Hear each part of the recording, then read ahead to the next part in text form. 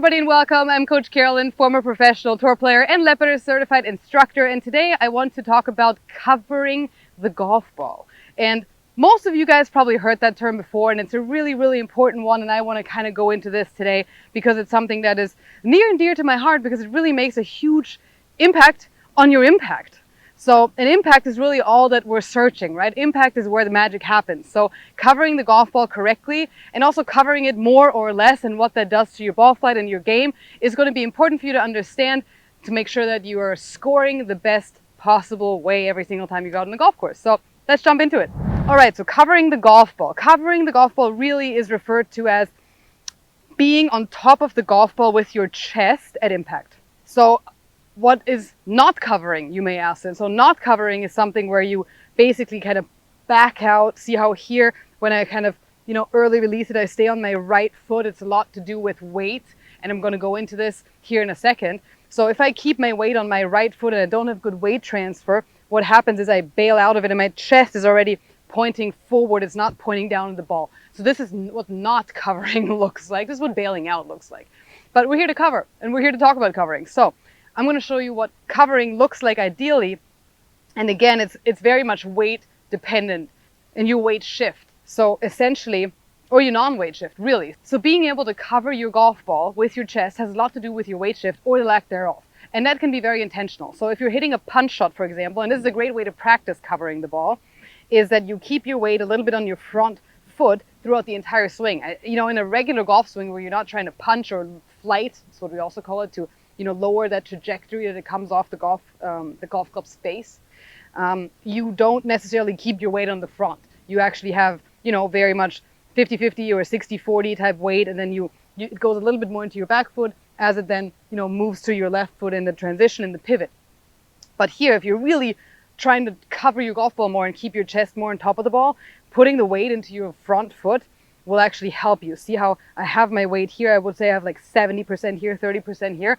And that puts my chest on top of the golf ball already. So if I keep my weight here throughout the entire swing, it will actually, I can still turn back, but it's going to stay more stacked. It's not a stack and tilt because I'm not tilting, right? I'm stacking over that left foot and then I'm rotating in my chest. See how my chest is on top of my golf ball here? It's not behind, it's not rotated out, it's really on top, pointing at the ball. Let's hit a shot like this and see what happens.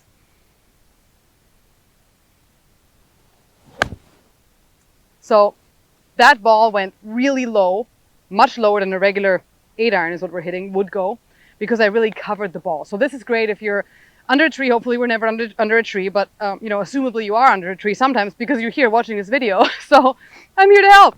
So essentially covering the golf ball is something that really improves your contact and makes sure you hit the ball before the ground. Again, I'm gonna show you this down the line too, what this looks like.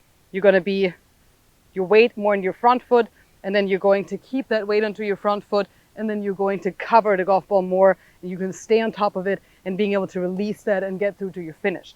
And if you're somebody that hangs back and that keeps their weight onto the right foot in the golf swing, and I see this a lot with amateurs actually, and really pay attention to your finish. That's really a telltale sign. If in your finish, you are like this, and you're kind of falling out of your posture and you're almost walking backwards and you're walking kind of away, that's a telltale sign that you're not getting your weight onto your left foot or your front foot. Ideally, if you're a lefty, it's your right foot. But make sure you pay attention to your finish. Make sure that you are actually nicely stacked over that left foot in your finish. If you're not, this drill and feeling like you're putting more weight on your left foot and keeping it there throughout your swing will really help you improve your contact. So make sure at impact, your chest stays over the ball, and at setup, your left foot has more weight in it. Again, 70-30. And ideally, on a regular iron shot, it would be 60-40.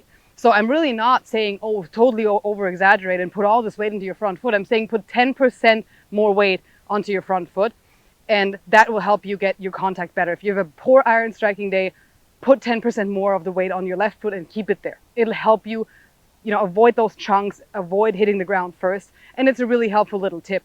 Also, if you're under a tree, again, I hope we're not there a lot, but if you are, it's going to actually help you flight that ball down. So if you take an 8-iron and you're actually, keeping even more weight, 80%, however more you put on there, the lower the ball is going to go. And also ball position plays a little bit into that, right? If you move your ball back and did the same thing, it would then exaggerate it and make that even lower. But I hope this makes sense in terms of why we should be covering the golf ball, when it makes sense to train that a little bit more, what are the mistakes that I see usually and how to combat them, and how that actually translates into your contact being much more ball first, ground second, which is the ideal case for a nice divot. You don't want to hit the ground first and then the ball. So yeah, I hope you guys enjoyed this little session on covering the golf ball. Now we all know what that means and why you should be doing it, how it can help, and what it does for your golf swing. So if you like this video, give it a thumbs up, subscribe to the channel, leave me a comment below. I always love to hear from you guys, and I'll see you next time.